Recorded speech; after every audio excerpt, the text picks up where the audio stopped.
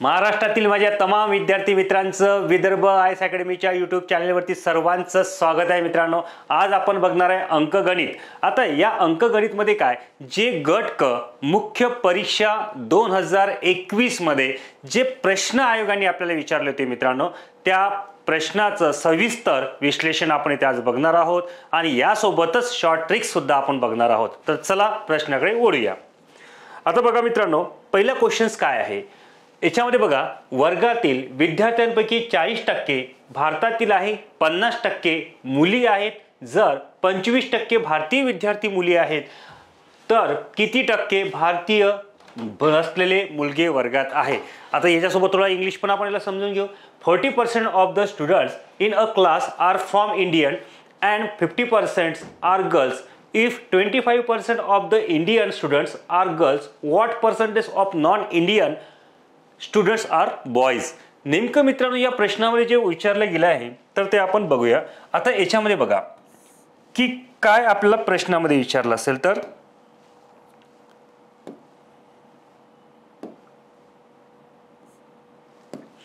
आता मित्रांनो बघा, हे 100% विद्यार्थी आहेत।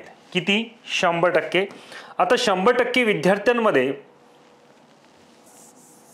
100% जी विद्यार्थी आहे मित्रांनो, या 100% मध्ये त्यांनी आपल्याला काय म्हटलंय फक्त एवढं समजून घ्या। याच्यामध्ये म्हटलंय भारतीय आणि अभारतीय। समजून घ्या मित्रांनो, भारतीय आणि अभारतीय। आता भारतीय विद्यार्थी किती आहे रे? तर 40% आहे। म्हणजे याचा अर्थ जर भारतीय विद्यार्थी हे 40% असतील तर याचा अर्थ अभारतीय किती असायला पाहिजे? तर हे 60%। बरोबर आहे, इथं लक्षात सिंपल आहे। आता त्याच्यानंतर काय म्हणतो तो, 25% भारतीय विद्यार्थी मुली आहेत। ऑलरेडी जे विद्यार्थी आहेत भारतीय विद्यार्थी 40% आहे आणि त्याच्यामध्ये ते म्हणतात त्याच्यातही पण 25% ह्या काय आहे? मुली आहे। मग आता 25% जर ह्या भारतीय मुली असेल तर मित्रांनो 25% म्हणजे किती होते रे? हे तुम्हाला माहित असायला पाहिजे। 25% म्हणजे किती? 1/4। आता 25% पण कशाचे 25%? 40चे 25%। मग आता जर 40चे जर 25% म्हणजे 1/4 केलं तर 4 किती होते रे? 40 होते। बरोबर आहे। म्हणजे याचा अर्थ जर बघितला तर या भारतीय मध्ये मुली आणि मुले हे जर बघितले तर 10% हे मुली असायला पाहिजे आणि याचा अर्थ 30% हे मुले असायला पाहिजे। सिंपल।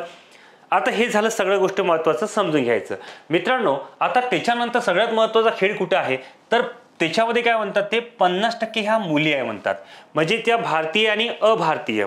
बरोबर आहे। या दोन्ही असले तरी त्या 50% आहे तर याचा अर्थ 50% काय रे? मुले आहे। बरोबर आहे। मग ते 50% कोणते असो, ते भारतीय असो की अभारतीय असो, हे 50% मुले आहे। मग या 50% मधून 50% मुलांमधून जर 30% मुले हे भारतीय असायला पाहिजे, म्हणजे 30% हे जर भारतीय असेल तर याचा अर्थ हा 20% जर मित्रांनो बघितलं तर 20% आपल्याला कोण दिसते? तर 20% हे अभारतीय दिसतात। त्यांनी आपल्याला काय विचारलं? भारतीय नसलेले मुलगे वर्गात आहेत तर किती आहेत? तर ते 20% आहे। म्हणजेच याचा अर्थ 4th ऑप्शन आपलं बरोबर आहे। ओके, जास्त याला लांब करायचं नाहीये, शॉर्ट मध्ये याचं उत्तर काढता येतं। नेक्स्ट क्वेश्चन बघा मित्रांनो, ही जी दिले हे आवृत्ती सारणी आहे। आता ही बेसिक लेवलचं स्टॅटिस्टिक क्वेश्चन्स आहे सारणी आवृत्तीमध्ये। आता याच्यातला प्रश्न काय, खालील सारणीमध्ये दर्शविल्याप्रमाणे एका लघु औद्योगिक युनिटमध्ये कामाचे तास व कर्मचाऱ्यांची संख्या खालील प्रमाणे आहे। आता मित्रांनो याला सॉल्व करताना पहिले तुम्हाला जो दिलाय तो तुम्हाला काय दिलाय? कामाचे तास त्यांनी वर्ग मध्यमध्ये दिलाय। मग या वर्गामध्यमधून तुम्हाला काय काढायचं आहे? मध्य काढायचं आहे। हे तर आपल्याला पहिले समजून घ्यावं लागेल। क्लिअर? सोबतच प्रश्न काय विचारलाय ते पण आपल्याला समजून घ्यावं लागेल। त्यांनी कामाचे तास आपल्याला वर्ग मध्यमध्ये दिले, कर्मचाऱ्याची संख्या आपल्याला दिलेली आहे। त्याच्यानंतर त्यांचा प्रश्नाचा उल्लेख असा आहे की ते अशा प्रश्न विचारतात, एका कर्मचाऱ्यांचे सरासरी कामाचे तास किती आहे? ओके, आता मित्रांनो जर बघायचं झालं तर याचा जर बघितला म्हणजे जर वर्ग मध्य बघितला 3 ते 5 चा जर मध्य बघितला तो मध्य किती ते 4। आता बऱ्याच मुलांना हा प्रश्न पडतो की सर वर्ग मध्य काढायचा कसा? तर ते नीट समजून घ्या। इकडे काय असेल तर 3 + 5 डिवायडेड बाय किती घ्यायची 2 घ्यायचे, कारण त्या दोन संख्या आल्या, दोन संख्येची बेरीज, दोन संख्याला भागीला 2 घ्यायचं. आता याचा 5 आणि 3 किती झाले 8, 8 भागीला 2 म्हणजेच उत्तर किती येतं आपले 4. म्हणजे उत्तर किती आलंय 4, 4 म्हणून आपल्याला त्याचा वर्गमध्ये घ्यायचं. आता तसंच मग 3 आणि 5 च्या मधली संख्या कोणती आहे 4, 5 आणि 7 च्या मधली संख्या कोणती आहे रे 6, त्याच्या 7 आणि 9 च्या मधली संख्या कोणती असेल 8, त्यानंतर 9 आणि 11 च्या मधली संख्या कोणती असेल 10, 11 आणि 13 मधली संख्या कोणती असेल तर ती असेल 12, आणि 13 आणि 15 मधली जर संख्या बघितली तर किती ते 14 येतो. क्लिअर. त्याच्यानंतर हा मध्य जो आपण दर्शवतो x नी. तसंच कर्मचाऱ्यांची संख्या, याला फ्रिक्वेन्सी म्हटलं जाते मित्रांनो इंग्लिशमध्ये, तर ती कशाने दर्शवायची तर ती f ने दर्शवतात. कशाने f ने, f म्हणजे फ्रिक्वेन्सी.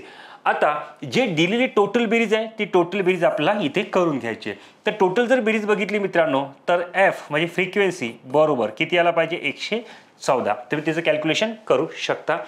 त्याच्यासोबतच आता आपल्याला xf म्हणजेच काय संपूर्ण कामाचे तास आपल्याला घ्यायचा आहे.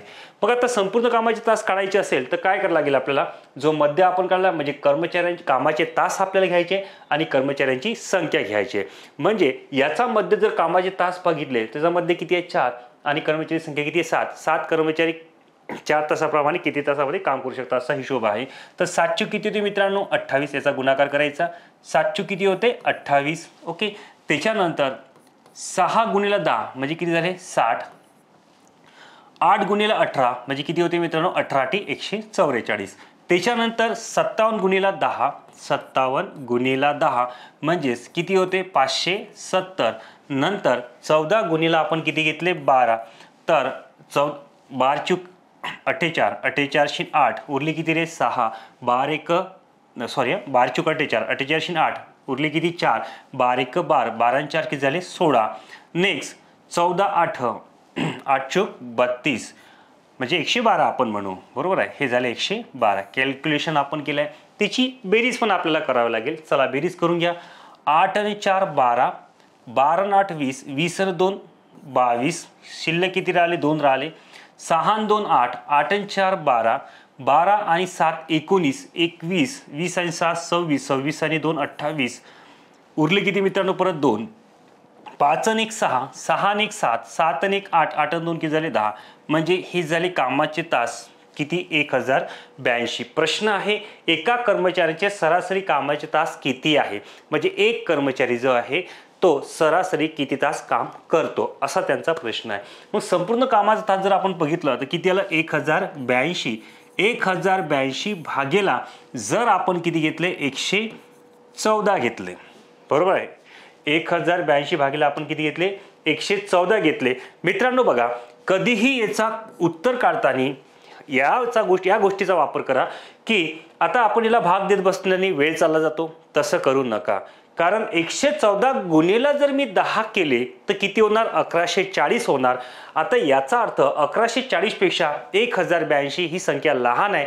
म्हणजेच आपण 10 न भाग न देता म्हणजे 10 न त्याला मल्टिप्लाय न करता आपण जर 9 च्या जवळपास त्याला जर मल्टिप्लाय केलं, कारण 10 पेक्षा सर्वात लहान संख्या कोणती दिसते आपल्याला इथे तर 9.5 दिसते. म्हणजे जर 9 न आपण मल्टिप्लाय केलं तर आपण त्या संख्येच्या जवळपास पोहोचू शकतो, बरोबर आहे. हे एक लॉजिकल आहे आणि भागाकार करताना नेहमी लॉजिकचा वापर करायचा जेणेकरून तुम्हाला तुमचं उत्तर पर्यंत तुम्हाला पोहोचता येतील, बरोबर आहे. म्हणजे 114 न जर मी 182 ला भागलं तर माझं उत्तर जवळपास एवढं यायला पाहिजे. म्हणजेच आपलं उत्तर फायनली किती येईल 9.5 तास. आता एका कर्मचाऱ्याचे सरासरी कामाचे तास किती यायला पाहिजे मित्रांनो तर 9.5 तास यायला पाहिजे. अशा पद्धतीने हे उत्तर काढायचं. क्लिअर. Next question. एका पिशवीमध्ये 5:9:4 च्या प्रमाणात 50 पैसे 25 पैसे आणि 10 पैशाची नाणी आहेत, ज्यांची एकूण रक्कम ₹206 होते. पिशवीतील एकूण नाण्याची संख्या आहे. आता मित्रांनो अशा प्रश्नामध्ये नेमकं समजून घ्यायचं का प्रश्न कशावर विचारलेला आहे. त्यांचं असं म्हणणं आहे की एकूण नाण्याची संख्या. सो आपल्याला नाण्याची संख्या म्हणजे हे काय दिलेलं आहे 5:9:4 दिलेलं आहे, म्हणजे हे नाणेच असायला पाहिजे, बरोबर आहे.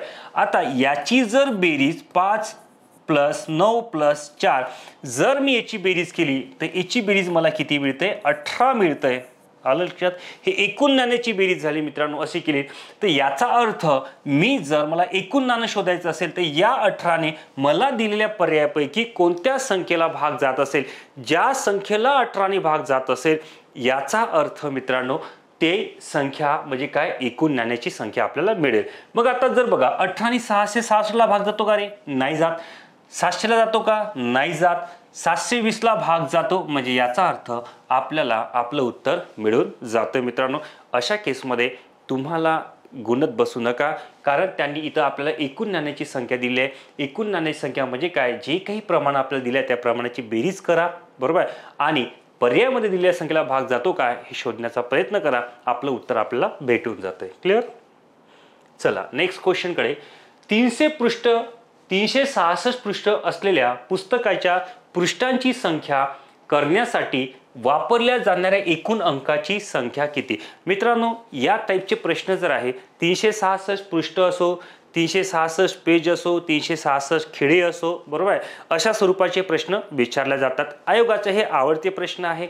आता 366 म्हटलं तर हे सुरुवातीला एक समजून घ्या, 1 ते 100, बरोबर आहे, 1 ते 100 पर्यंत पेजेस म्हणा, खेडे म्हणा किंवा पृष्ठे म्हणा, 1 ते 100 पेजेस पर्यंत 192, बरोबर आहे, हे काय येत असतात, अंक येत असतात. इथपर्यंत आपल्या लक्षात असलं पाहिजे 1 ते 100 पर्यंत 192 हे अंक येतात. याच्या आधीच्या व्हिडिओजमध्ये मी याच्याबद्दल मेन्शन्स केलेले आहे, ते तुम्ही चेक करू शकता.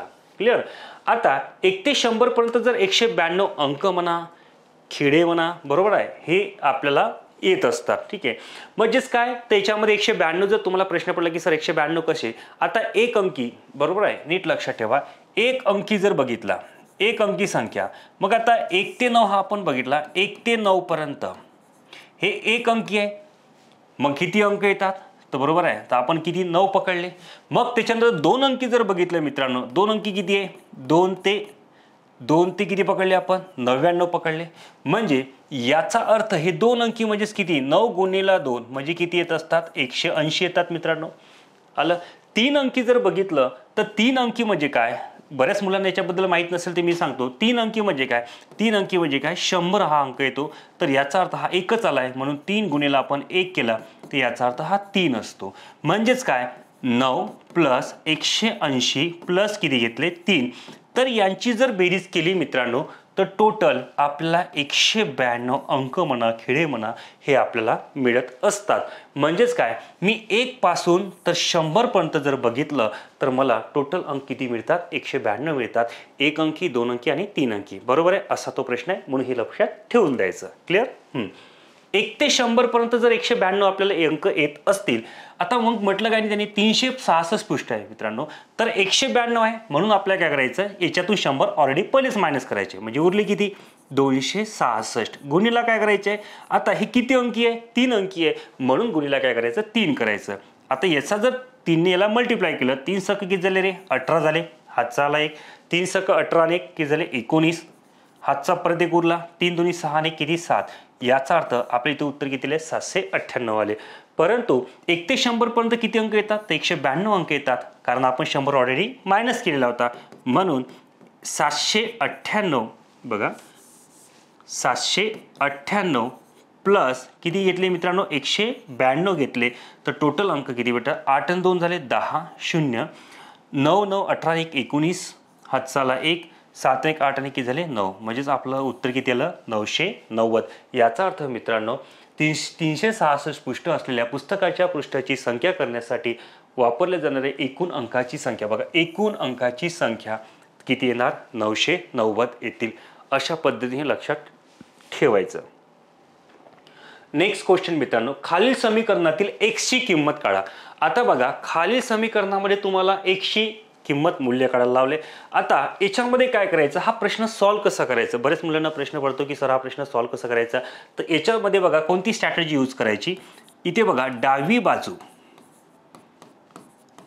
बाजू बरोबर काय म्हणू शकतो आपण मित्रांनो, उजवी बाजू. आता डावी बाजू बरोबर आपण इथे उजवी बाजू सुद्धा म्हणू शकतो. मग सर हे डावी बाजू म्हणजे उजवी बाजू काय आहे, की जेवढं डावी बाजूचं उत्तर येणार तेवढंच कशाचं यायला पाहिजे, उजव्या बाजूचं उत्तर यायला पाहिजे. हे सर्वात प्रथम तुम्हाला माहित असणं महत्त्वाचं आहे. आता सोबत मित्रांनो बघितलं तर इथं आपण काय करतो, याचा क्रॉस मल्टिप्लिकेशन करतोय, बरोबर आहे. म्हणजेच काय, √3√x बरोबर आहे, बरोबर एक्स म्हटलंय पण सॉरी, म्हणजेच हा वर्गमुळात एकचा काय तिसरे मूळ आहे गुणिला एक्स बरोबर इकडे काय घ्यायचं मित्रांनो 100 गुणिला आपल्याला घ्यायचंय 2.56 म्हणजे आपलं जे उत्तर येणार ते 100 गुणिला 2.56 आपण असं घेतलंय. आता मित्रांनो एक लक्षात ठेवा, मी एकशी म्हणजे पर्याय मधली अशी संख्या घेणार की त्याचं जे तिसरं मूळ आहे हे निघालं पाहिजे. आता मी जर एकशी किंमत जर मी 64 घेतली मित्रांनो आणि 64चं जर तिसरं मूळ घेतले, 64चे काय घेतले आपण तिसरे मूळ घेतले, तर याचं उत्तर मला किती मिळणार 4 मिळणार बरोबर आहे. आता मी तेच पण करणार, म्हणजे एक्सचे मूल्य किती घेणार मी 64 घेणार, 64चे हे तिसरे मूळ आहे आणि गुणिला इथे काय घेणार 64 घेणार. आता 100 न जर 2.56 ला गुणलं तर उत्तर मित्रांनो किती येणार 256 येणार. क्लिअर. आता 64चं तिसरे मूळ म्हणजे किती रे 4 येणार, 4 गुणिला जर मी 64 बरोबर 256 घेतले. आता इथे 4 चूक 16 6 चालवलाय, 4 सक 24 आणि 1 24 आणि 2 सॉरी 4 चूक 16 6 चाले 6 चूक 24 आणि 1 25 म्हणजे 256 बरोबर मित्रांनो किती आले 256. अशा पद्धतीनं आपलं हे उत्तर येतात. हे समजून घ्या. गणित लांब करायचं नाही आहे, कोणती संख्या शोधायची नाही तुम्हाला, फक्त तुम्हाला एवढंच शोधायचं आहे मित्रांनो लॉजिकल की 100 गुणिला जर आपण 2.56 केले तर आपलं उत्तर किती यायला पाहिजे 256 केलं, तर याचा अर्थ याचंही उत्तर किती यायला पाहिजे 256 घ्यायचं. तर अशा वेळेस आपल्याला बाय ऑप्शनचा वापर करायचा. कशाचा बाय ऑप्शन, आणि हे ऑप्शन्स वरून आपल्याला काय काढायचं याचं उत्तर काढायचं आहे. आता ऑप्शनवरून उत्तर आपण काढलं नाहीये मित्रांनो, फक्त आपण एक्सची मूल्य जी आहे ती याच्यामध्ये ठेवलं जेणेकरून त्याचं मूळ निघू शकते. म्हणजे अशी पर्यायातली कोणती संख्या आहे की त्याचं घनमूळ निघू शकतात बरोबर आहे. आता घनमूळ बघितलं तर बघा याचं घनमूळ जर म्हटलं तर निघतात का रे नाही निघत, त्याच्यामुळे हा पर्याय कॅन्सल होऊ शकते. त्याच्यानंतर याचं बघितलं तर याचं कॅन्सल होते बरोबर आहे.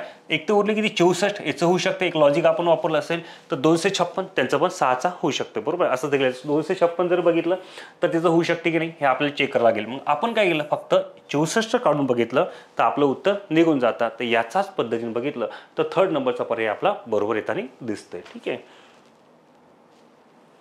नेक्स्ट क्वेश्चन, एका 2 अंकी संख्येची 1/3 ही तिच्या 1/4 पेक्षा 8 ने मोठी आहे तर त्या संख्येतील अंकाची बेरीज किती. मित्रांनो नेहमी लक्षात ठेवा, असे प्रश्न जर तुम्हाला एक्झाम मध्ये येत असतील तर इथं लक्षात ठेवा कंडिशन काय, ही हा शब्द वापरलेला आहे बरोबर आहे. आता ही हा शब्द जर वापरला गेला असेल तर या प्रश्नाला डायरेक्ट तुम्ही उत्तर काढायचं. मग ते सर कसं, तर बघा मोठी संख्या किती आहे 4, 4 मधून हे 3 मायनस करायचे, 4 मधून 3 गेले उरले किती 1, हे नीट लक्षात ठेवायचं. त्याच्यानंतर 4 गुणिला करायचे 3 गुणिला तुम्हाला काय करायचे 8. बघा मित्रांनो आपल्याला उत्तर भेटून जाते 4 - 3. कधी ही हा शब्द वापरला, एका 2 अंकी संख्येची 1/3 ही तिच्या 1/4 पेक्षा 8 ने मोठी आहे असं म्हटलं. मी तुम्हाला शॉर्ट मध्ये पण सांगतो आणि ट्रॅडिशनल मेथडनं पण सांगतोय.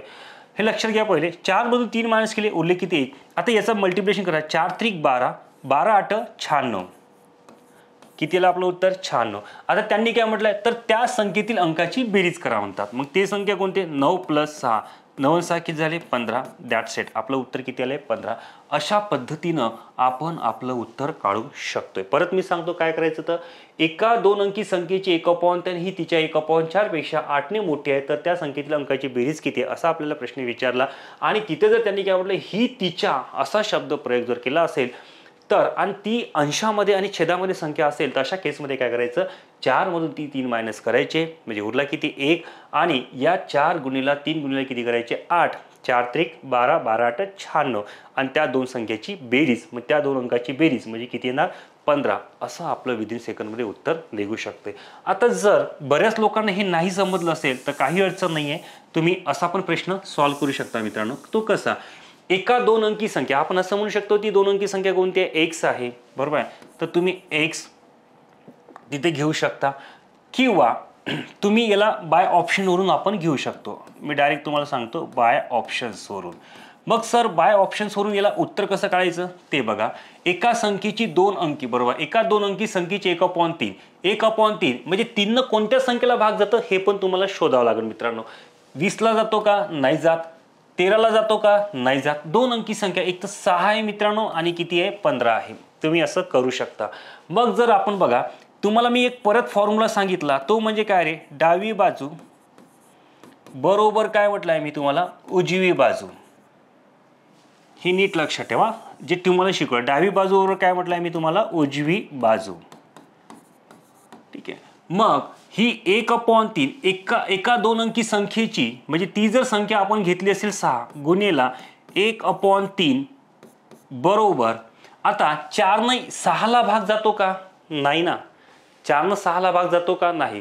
मग 4 ने जर 6ला भाग जात नाही, मग आपण 6 गुणेला आपण 1/4 घेऊ शकतो का? घेऊ शकतो का? नाही ना. मग बरोबर काय घेऊ शकतो आपण इथे? प्लस किती घेऊ शकतो आपण? 8 असं घेऊ शकतो का? नाही. हे चुकण्याचे चान्सेस जास्त असतात. मग काय करायला पाहिजे? तर याच्यामध्ये परत एक कंडिशन अशी येते मित्रांनो, की आपण डावी बाजू बरोबर उजवी बाजू घेऊ शकतो, पण आपलं इथे या 3 ने 6ला भाग जातो, परंतु 4 ने त्याला भाग जात नाही. बरोबर. म्हणजेच इथे थोडं तुम्हाला फक्त आपल्याला x ची मेथड यूज करावी लागेल. ठीक आहे. मग ती कशी करणार आपण बघा. एका 2 अंकी संख्या कोणती असेल? x असेल. x या संख्येच्या 1/3 ही म्हणजे बरोबर त्याच संख्येच्या 1/4 पेक्षा कितीने जास्त आहे रे? 8 ने जास्त आहे, म्हणून आपण 8 घेऊ शकतो. आता इथे बघा, कॅल्क्युलेशन करायचं आहे. x अपॉन हे किती झाले? 3 झाले. बरोबर x अपॉन किती असेल? 4 प्लस किती घेतोय आपण? 8. क्लिअर. आता याला चल लागलेलं आहे, म्हणून ही संख्या इकडे येणार. म्हणजेच याचा अर्थ x/3 मायनस x अपॉन किती आले? 4 बरोबर किती येणार मित्रांनो? 8 आलं. आता तुम्हाला माहित आहे हे काय करायला लागते? क्रॉस मल्टिप्लिकेशन करायला लागते. म्हणजे हे झाले 4x मायनस हे झाले 3x बरोबर आहे, आणि याचा गुणाकार 3 चुकी झाले 12 बरोबर किती येते ते? 8. आता 4 मधून 3 गेलेत, उरले किती मित्रांनो? x. 12 भागिले आहे म्हणजे तिथे गुणिला जाईल. 8 गुणिला आपण किती घेतोय? 12. म्हणजेच x बरोबर 12 8 किती झाले? 96. आता त्या 2 संख्येची बेरीज, ती 2 संख्या म्हणजे कोणती? 96. कधी कधी प्रश्न मित्रांनो या पद्धतीने सुद्धा आपल्याला काढता आले पाहिजे. म्हणजेच 9 + 6 म्हणजे 9 आणि 6 किती झाले? 15. तर असं आपण उत्तर घेऊ शकतो. तुम्हाला सेकंडमध्ये पण उत्तर काढता आलं पाहिजे मित्रांनो. कधी कधी या पण पद्धतीने उत्तर आपल्याला काढता आलं पाहिजे. Next question. 1/4 1/3 3/5 7/8 आणि 5/9 हे अपूर्णांक चढत्या क्रमाने लावले तर पहिल्या व शेवटच्या अपूर्णांकाची बेरीज किती? आता मित्रांनो, जरी प्रश्न पाहायला तुम्हाला अवघड दिसला, मात्र सोडवायला तो सोपी आहे. तो कसा करायचा बघा. आता वारंवार अपूर्णांकावर प्रश्न परीक्षेत विचारला गेलेले आहे. मुख्य परीक्षेत आपल्याला विचारतात दिसतात. म्हणजे पहिले तुम्हाला चेक काय करायचं आहे? या 1/4 मध्ये कितीचा फरक आहे शोधायचा. हा 3चा फरक आहे. त्याच्यानंतर 1/3 मध्ये कितीचा फरक आहे? हा 2चा फरक आहे. 3/5 मध्ये हा 2चा फरक आहे. 7/8 मध्ये 1चा फरक आहे. कितीचा? 1चा फरक आहे. आणि 5/9 मध्ये 4चा फरक आहे. ओके, बस एवढंच तुम्हाला शोधायचं आहे. आता जे अंश आहे मित्रांनो, त्या अंशावर 1 1 0 ठेवून द्यायचं आहे. मग आता इथे किती आहे रे बाबा? 10. तुम्हाला काय करायचं? 10 भागिले हे 3 करायचे असते. नीट लक्षात ठेवायचे. जो काही फरक आहे तोच करायचा आहे. त्याच्यानंतर 10 भागिला फरक कितीचा आहे? 2चा. त्याच्यानंतर 10 भागिला किती करायचे आपल्याला? 3. त्याच्यानंतर 10 भागिला 2 परत 30 भागिला 2 70 भागिला किती करायचं मित्रांनो? 1 आणि याच्यामध्ये परत 50 भागिला किती करायचे? 4. बस एवढं तुम्हाला करायचं आहे. तोंडी उत्तर निघू शकते, पण मी तुम्हाला समजून सांगण्यासाठी थोडा वेळ तुम्हाला लागेल. आता 3 जर भाला भागलं, पूर्ण भाग गेला नाही तरी चालते. फक्त आपल्याला ती संख्या पूर्ण संख्या असली पाहिजे एवढंच विचार करायचा आहे. 3 त्रिक किती येणार मित्रांनो? 3 त्रिक किती होते? 9 होते. 2 पंचे किती होते? 10 होते. 15 दोन्ही किती होते? 30 होते. 70 एक किती घेतले रे? 70. आणि 12 किती होते? 48. आता मला तुम्ही सांगू शकता की सर सर्वात मोठी संख्या कोणती आणि सर्वात लहान संख्या कोणती? सर्वात मोठी संख्या म्हटलं तर 70 आहे. बरोबर आहे. ही झाली सर्वात मोठी आणि ही झाली सर्वात लहान. तुम्ही मला सांगू शकता ना रे, सर्वात मोठी आणि सर्वात लहान. आता याचाच अर्थ तुम्ही ती संख्या अपूर्णांक सांगू शकता. म्हणजे 3 म्हणजेच कोणती संख्या असेल तर 1/4 असेल, बरोबर आहे. आणि प्लस मध्ये सर्वात मोठी म्हणजे कोणती 70. 70 म्हणजे कोणती असेल मित्रांनो 7/8 असेल का, बरोबर आहे. म्हणजे कोणती असेल 7/8. म्हणजे आपण ही 7/8 घेऊ शकतोय. क्लिअर. आता याचं क्रॉस मल्टिप्लिकेशन कारण त्यांनी बेरीज विचारलंय आपल्याला, चला बेरीज करा. 8 1 8 प्लस 7 चूक 28 डिवाइड बाय म्हणजे किती 4 8 32. क्लिअर. मग बरोबर 28 आणि 8 किती होते रे 36 होते. 36 डिवाइड बाय किती केले 32 केले. 4चा भाग जातो म्हणजे 4 8 32 आणि 4 9 36. म्हणजेच पर्याय क्रमांक आपला कोणता ते 9/8 हे उत्तर येते. म्हणजेच पर्याय क्रमांक आपला तिसरा हा बरोबर येताना दिसतो. येते लक्षात.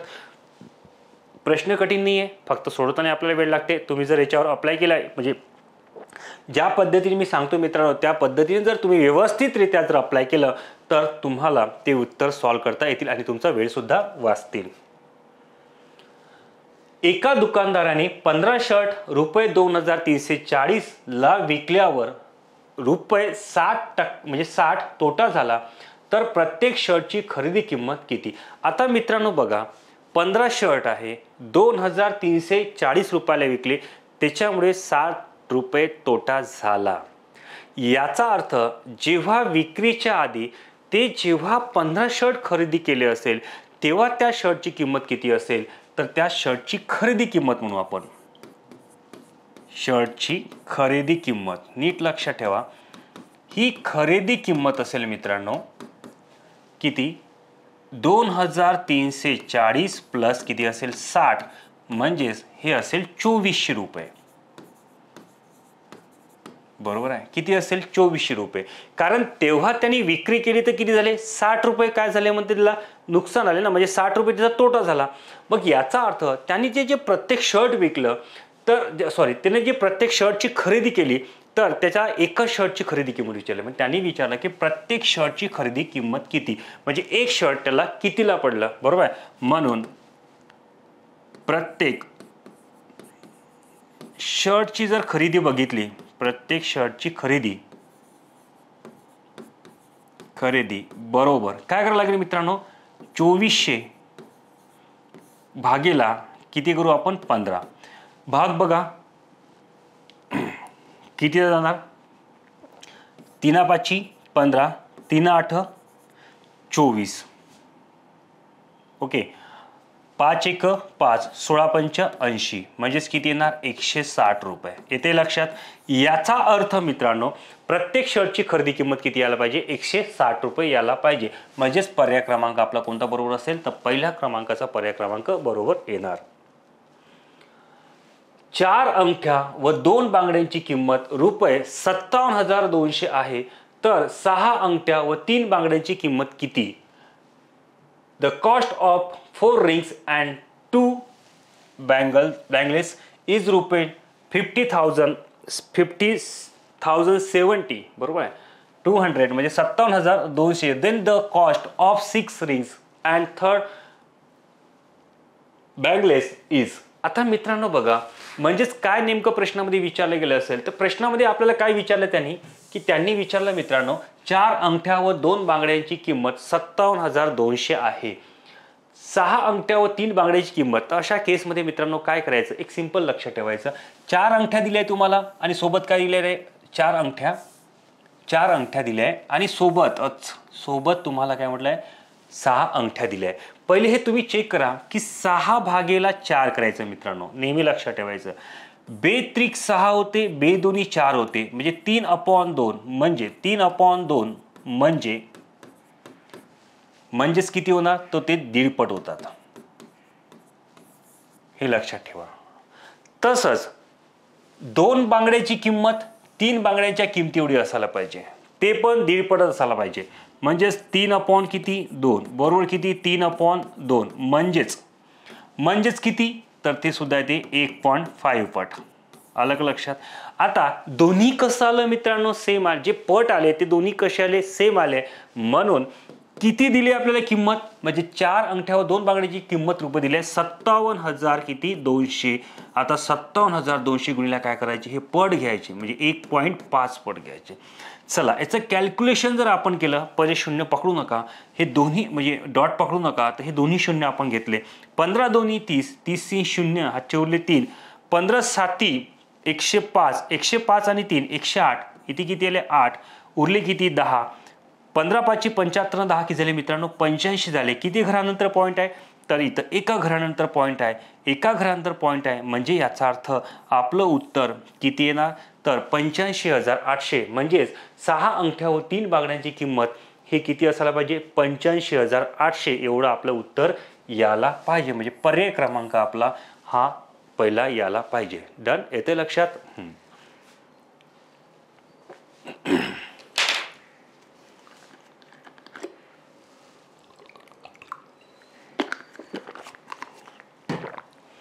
नेक्स्ट क्वेश्चन, एका संख्येच्या 31% आणि 13% यातील फरक 576 आहे, तर ती संख्या कोणती.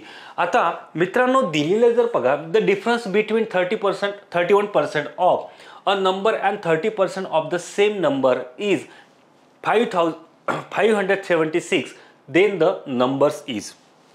आता याच्यामध्ये काय म्हटलं त्याने आपल्याला, एका संख्येच्या 31% आणि 13% यातील फरक, म्हणजे पर्सेंटेजचा प्रश्न आहे.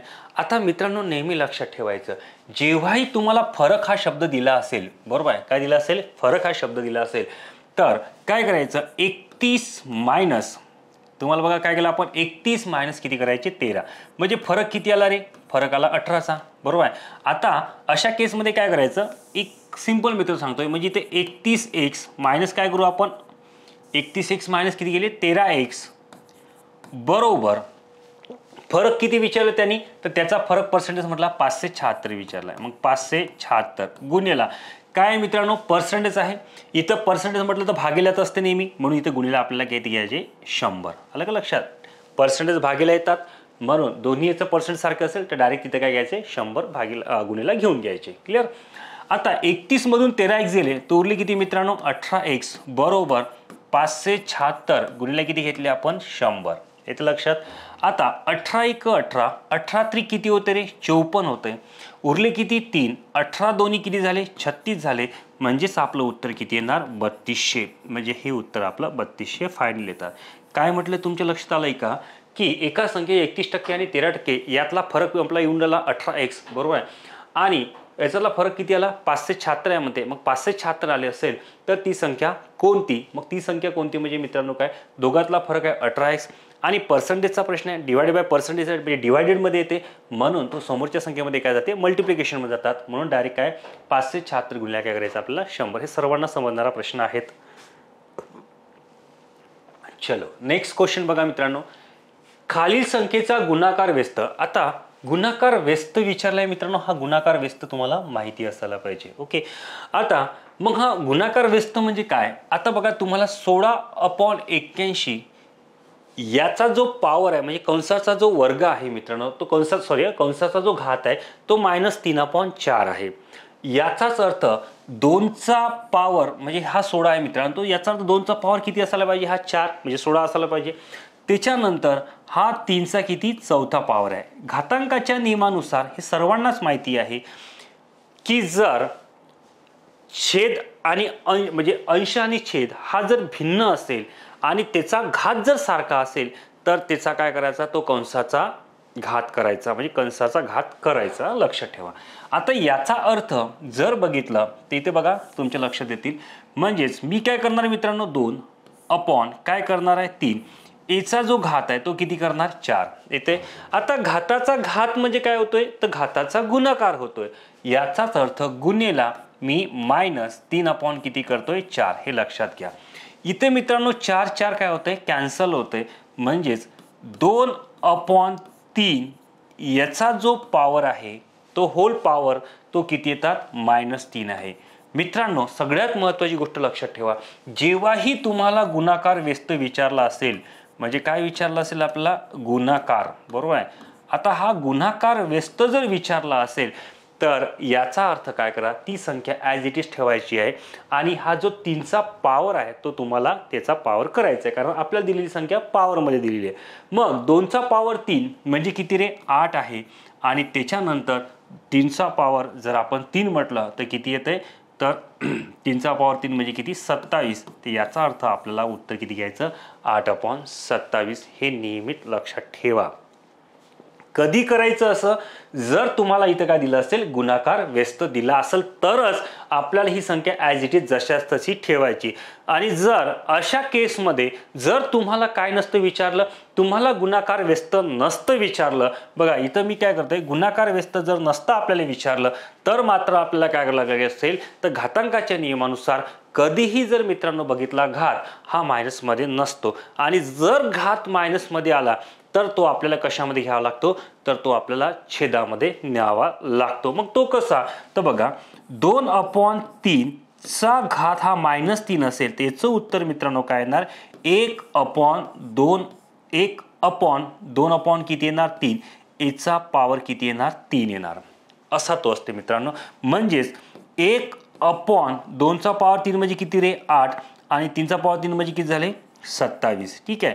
आता मी शिकवल्याप्रमाणे याचा आणि याचा गुणाकार होतो, म्हणजेच आपलं उत्तर किती असतं, 27/8 हे आलं असतं. बरोबर आहे. कधी आलं असतं मित्रांनो, हे पण लक्षात ठेवा. कधी आलं असतं, जर तुम्हाला व्यस्त संख्या विचारली नसती, म्हणजेच काय, गुणाकार व्यस्त विचारली नसतं तर आपलं उत्तर किती आलं असतं, 27/8 आलं. परंतु तुम्हाला विचारलं काय, तर त्यांनी आपल्याला गुणाकार व्यस्त विचारलंय, गुणाकार व्यस्त. आता हा गुणाकार व्यस्त विचारलाय त्या कारणामुळे, गुणाकार व्यस्त विचारलं त्या कारणामुळे आपल्याला काय करायला लागणार आहे, संख्या 28/27 अशी लिहावा लागणार आहे. समजलं. अशा पद्धतीने लक्षात ठेवायचं. सिंपल आहे, काही कठीण नाही आहे. म्हणून मी तुम्हाला मित्र डायरेक्ट सांगितलं, असा गुणाकार व्यस्त शब्द प्रयोग त्यांनी केला असेल तर डायरेक्ट ती संख्या 2चा घात 3 करायचा म्हणजे 8 येते, 3चा घात 3 म्हणजे किती, 27 येते. डायरेक्ट ती संख्या लिहून ठेवायची.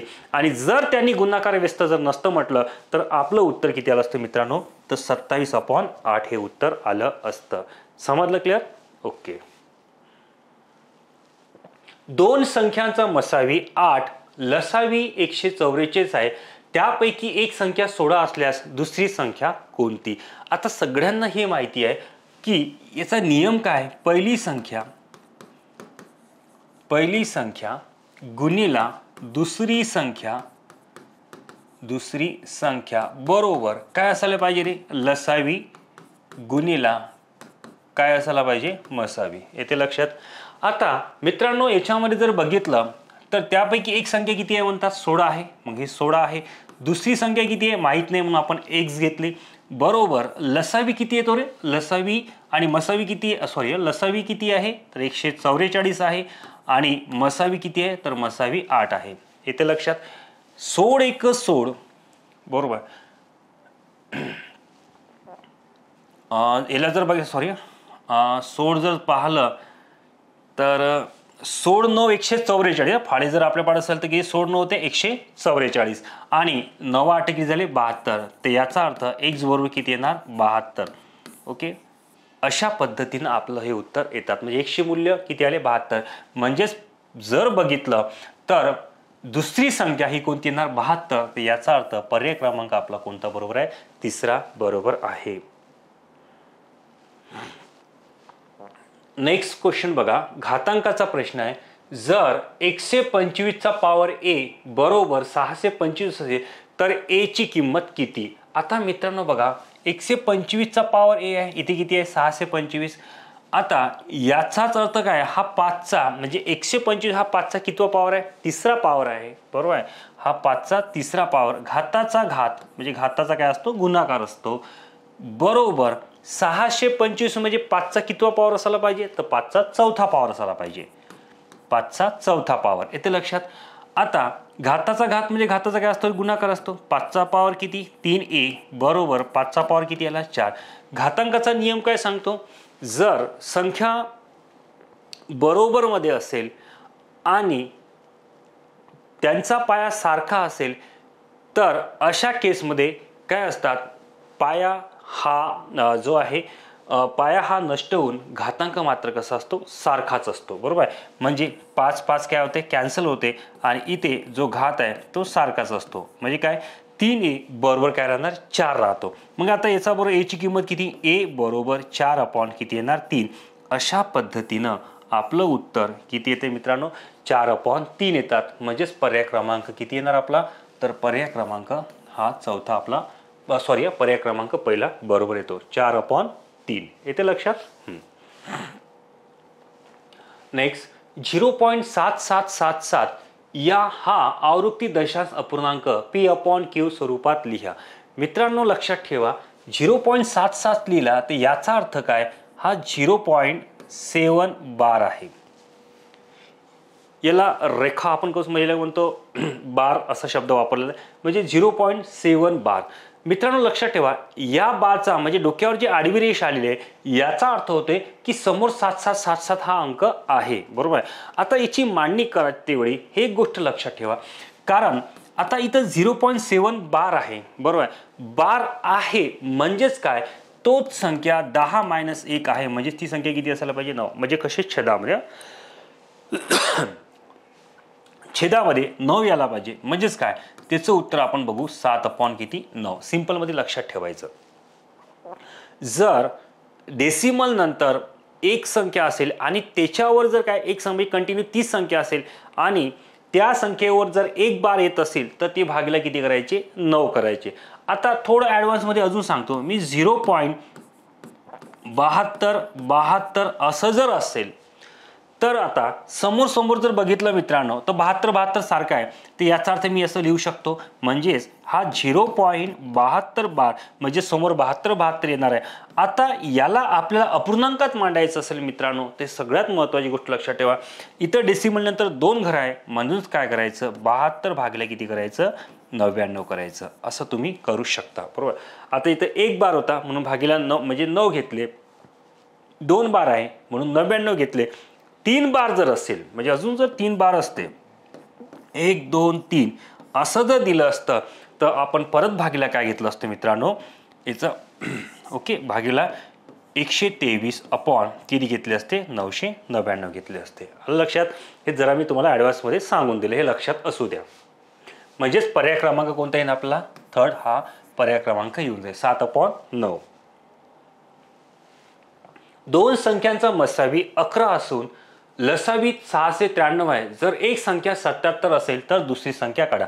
मित्रांनो आपण आत्ताच बघितलं तर पहिली संख्या गुणिला दुसरी संख्या बरोबर लसावी गुणिला मसावी. म्हणजेच दुसरी संख्या आपल्याला काढायची असेल तर x बरोबर 693 गुणिला किती घेतले होते आपण, मसावी किती होते 11 आणि भागेला किती होते रे 77 होते. ओके, भाग तोडा, 11 1 11, 11 7 77, 7 1 7, 7 9 63, परत उरले 6, 7 9 63. म्हणजे दुसरी संख्या जर बघितलं मित्रांनो तर दुसरी संख्या कोणती येणार आपली, 99 हे दुसरी संख्या येणार. म्हणजेच पर्याय क्रमांक आपला कोणता बरोबर आहे, तर पर्याय क्रमांक 4 हा बरोबर आहे. अशा तो सॉल्व्ह करायचा होता. नेक्स्ट किंमत काढा. मित्रांनो किंमत काढताना एक लक्षात ठेवा, वर्गमुळात किती आहे 49 आहे आणि भागीला जर बघितलं 1 2 3 आणि 4 4 वेळा काय दिले, रूट दिलेले आहे. मग 4 वेळा जर रूट दिले असेल तर याला काढायचं का, बघा पहिले लक्षात घ्या, जास्त लावून करायचं नाही. 64चं वर्गमूळ किती येते रे 8, बरोबर आहे. 17 प्लस आपण किती घेतले 8, 17 आणि 8 म्हणजे किती झाले 25. 25चं वर्गमूळ किती येणार 5, बरोबर आहे. परत आपल्याला काय घ्यायचं आहे 41 मायनस घ्यायचे 5 म्हणजे किती येणार 36. 36चं वर्गमूळ किती आले मित्रांनो 6 आलं. परत आपल्याला हा 1 इथे घ्यायचा आहे म्हणजे 1 प्लस वर्गमुळात झालं, तर याचा अर्थ आपलं उत्तर किती येणार, वर्गमुळात 7 येणार. क्लिअर झालं मित्रांनो. आता मांडणी करायची आपल्याला इथे, म्हणजे काय तर याला मी बरोबर मध्ये करतोय.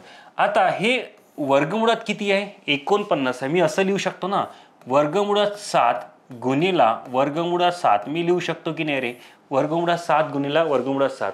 या खालच्याची जी किंमत आहे, या खालच्याची जी किंमत आहे बरोबर आहे, ती मी किती काढले वर्गमुळात 7 काढली. म्हणजे इथं मी किती लिहिणार वर्गमुळात 7 लिहिणार, बरोबर आहे. इथं लक्षात. मग वर्गमुळात 7 आणि वर्गमुळात 7 काय झालं कॅन्सल झालं, म्हणजे आपलं उत्तर बरोबर काय येणार वर्गमुळात 7 येणार.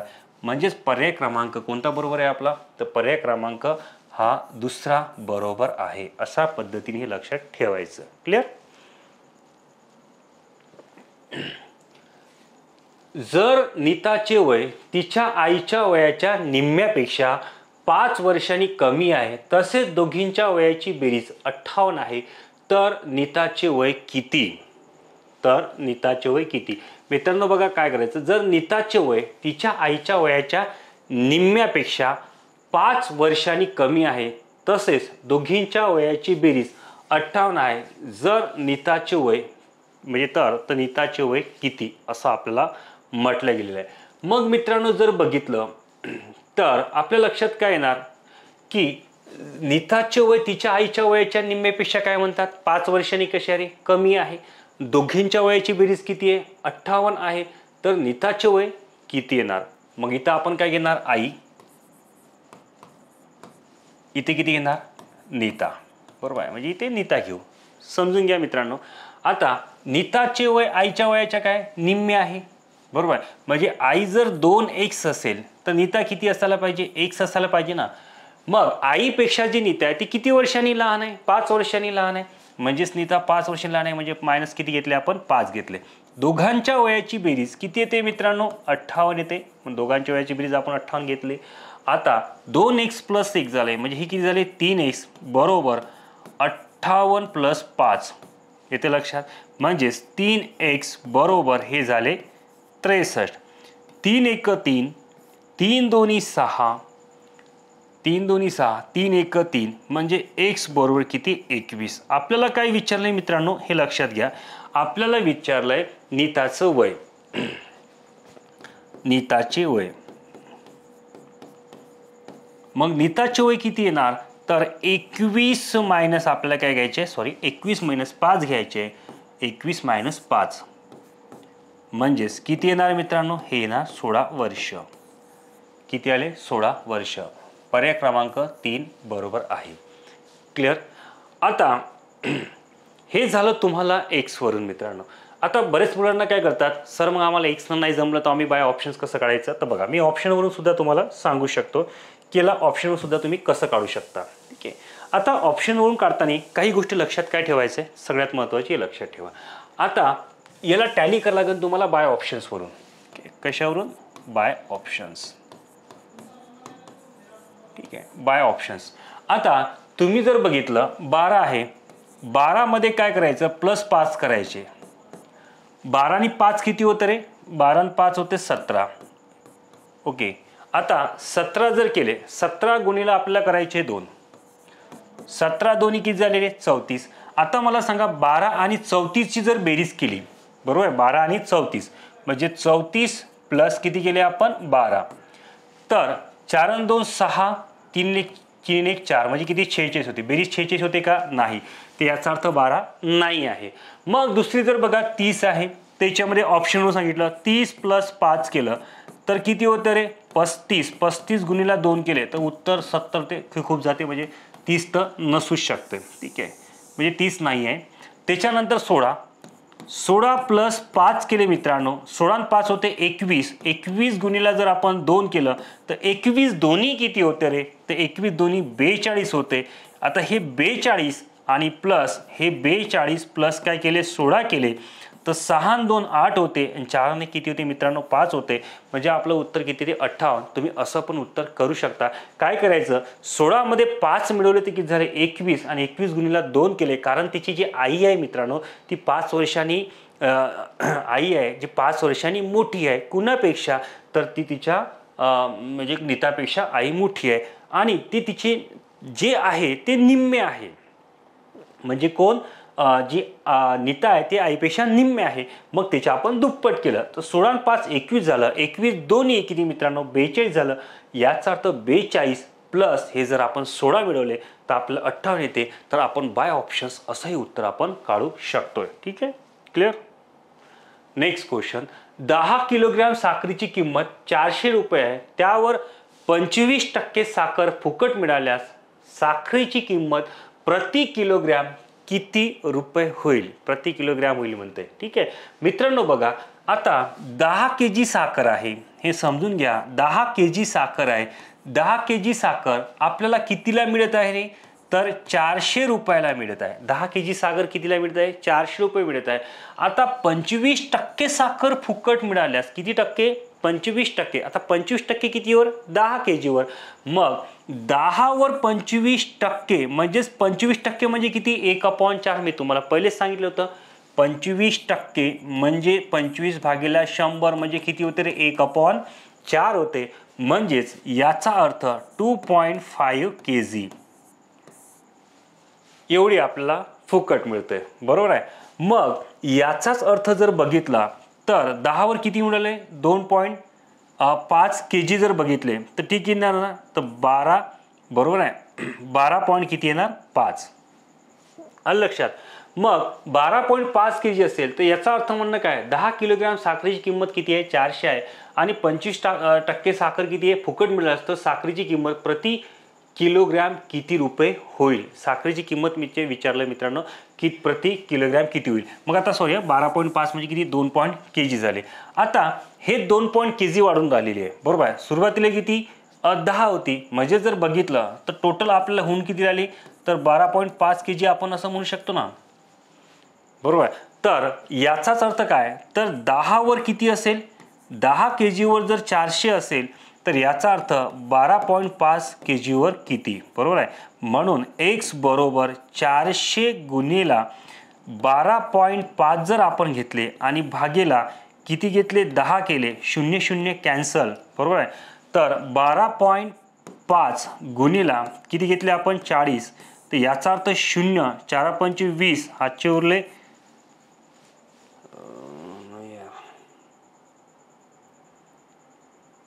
हां 12 चूक 48. ओके.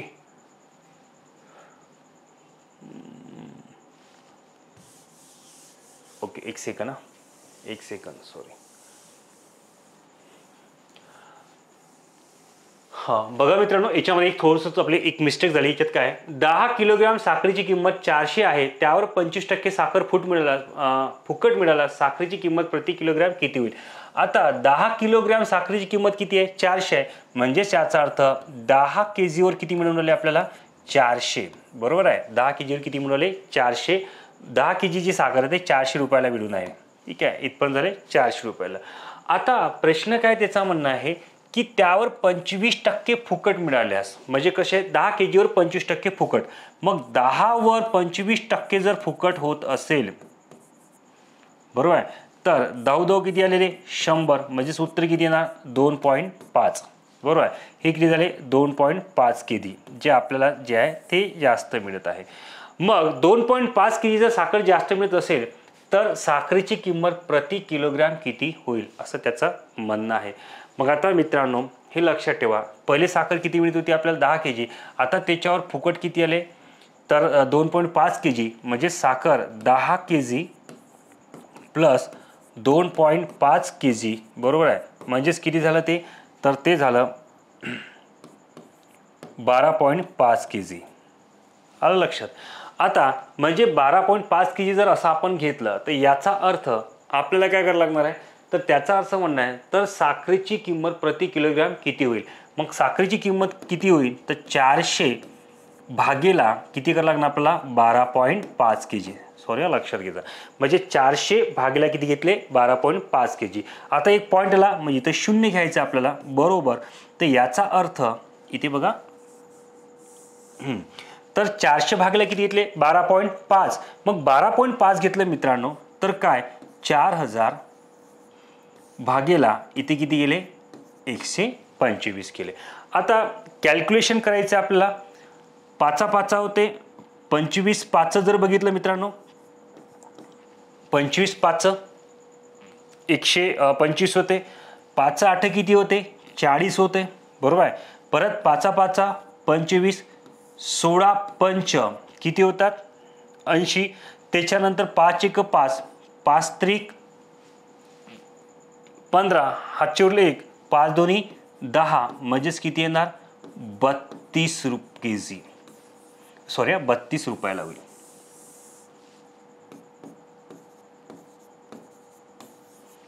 कितीला होतात, 32 रुपयाला. बरोबर आहे. म्हणजेच बघा, परत सांगतोय मित्रांनो, परत काय करायचं आपण, 10 kg कितीला होते, 400 रुपयाला होते. आता 10 kg 400 होते, परंतु त्याच्यावर काय दिलं आपण, 25% साखर काय केली, फुकट केली.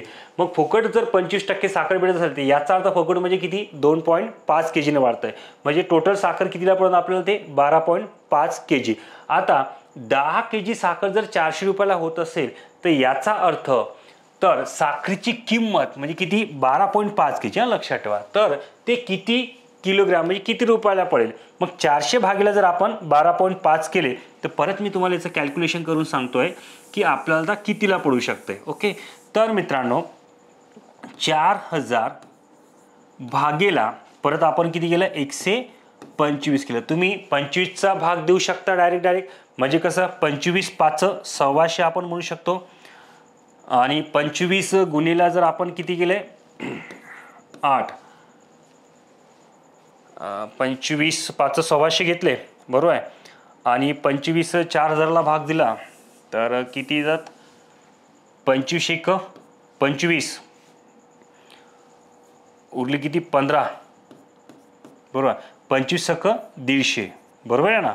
आता परत 5 1 5 5 त्रिक 15 आणि उरले किती, 5 त्रिक 15 आणि 5 दोन्ही 10. म्हणजेच आपल्याला कितीला पडेल ते, तर ते पडेल आपल्याला 32 रुपयाला. आलं लक्षात मित्रांनो.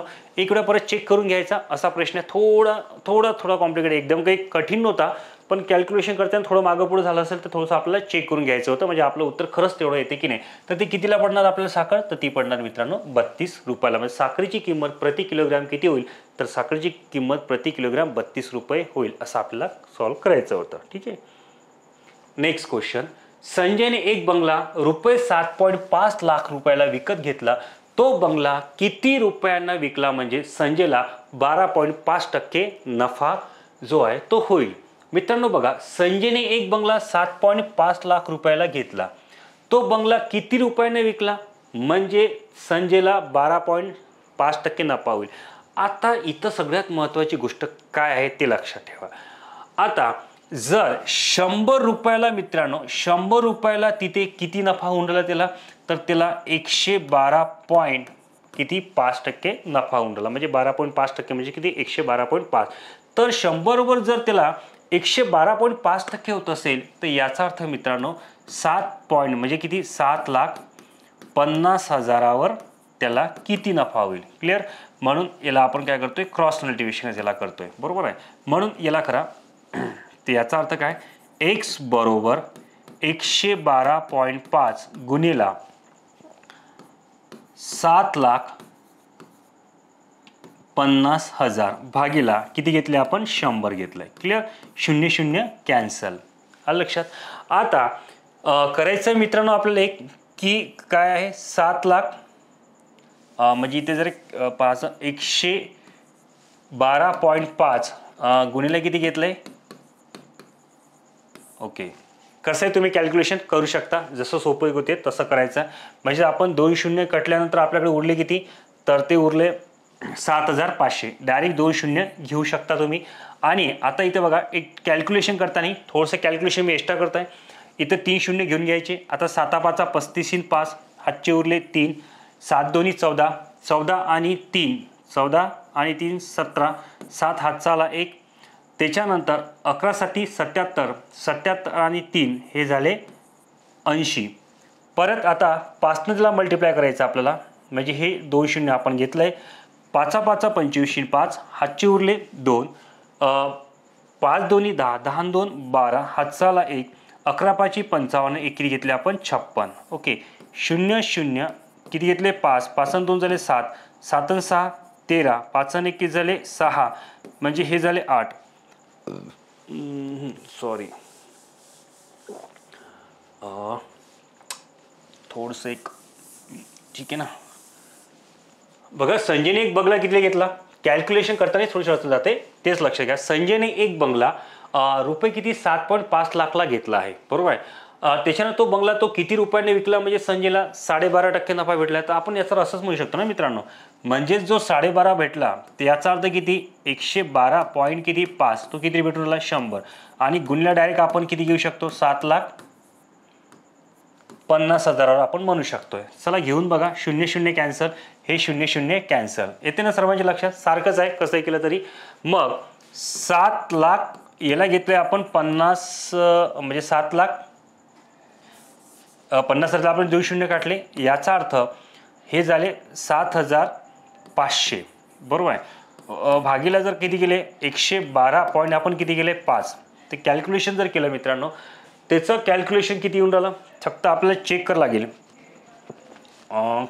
किती शून्य घेतले 1 2 आणि 3. ओके, याचे 2 शून्य. ठीक आहे, तर 1 ने याला गुणलं,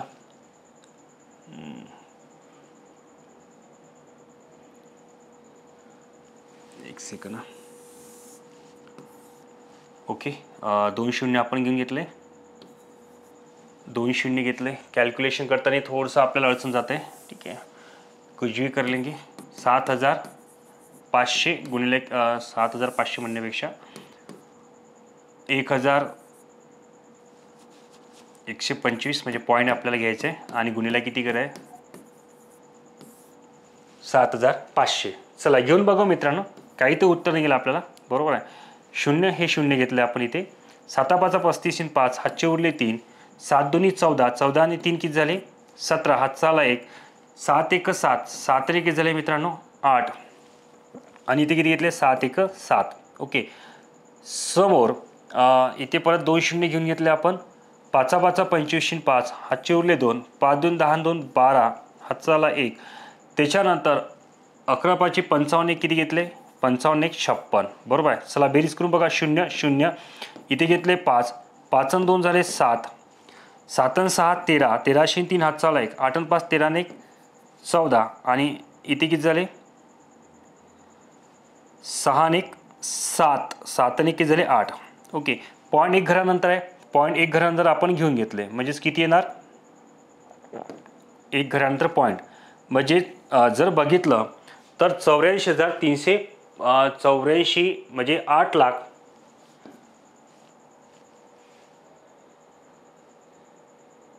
ओके ओके ओके आलं उत्तर आपलं 8,43,750. दिसतंय का बाबा? कुठं दिसतंय की आपलं 8,43,750. बरोबर आहे. एवढं आपलं उत्तर याला पाहिजे. बरोबर आहे. 8,43,750. ठीक आहे मित्रांनो, कॅल्क्युलेशन आहे. फक्त कॅल्क्युलेशनला आपला वेळ लागू शकते, दुसरं काही नाही आहे. त्याच्यामध्ये काही खूप मोठी गोष्ट नाही आहे. तुम्हाला वाटत असेल की सर थोडंसं कन्फ्युजन होतं का? नाही आहे, कन्फ्युजनचा विषय नाही आहे. फक्त आपला कॅल्क्युलेशनचा विषय होता. कॅल्क्युलेशन करताना आपल्याला थोडाफार वेळ लागतोय. अदरवाईज बाकी आपलं सगळं उत्तर करायचं आहे परफेक्ट येणार आहे, यात नो डाऊट. म्हणजेच पर्याय क्रमांक कोणताही सेकंड हा पर्याय क्रमांक आपला बरोबर येतात. आता याचा अर्थ बघा ना, होऊ शकतं ना की आपण जे सांगितलं तर काय दिलंय त्यांनी, नफा दिलाय. म्हणजे याचा अर्थ जर बघितला तर हे संजयने एक बंगला 7.5 लाख रुपये घेतला, विकला, म्हणजे तिला संजयला किती 12.5% नफा होऊन राहिला. 12.5% म्हणजेच किती 100वर येतं ना आपल्याला. 100वर किती येणार 112.5 असेल. तर 100वर 112.5 म्हटलं तर याचा अर्थ 7,50,000 किती रुपये भेटतील. तर अशा पद्धतीने जर आपण मांडणी केली मित्रांनो तर आपलं उत्तर किती भेटतात 8,43,750. असं तुम्ही त्याचं कॅल्क्युलेशन करू शकता आणि आपलंही उत्तर तशा पद्धतीने निघू शकते. ओके, तर ऑब्विसली मित्रांनो हे सगळे क्वेश्चन तुम्हाला सर्वांना समजले असतील. ठीक आहे, तर आपण इथेच थांबूया. थँक्यू.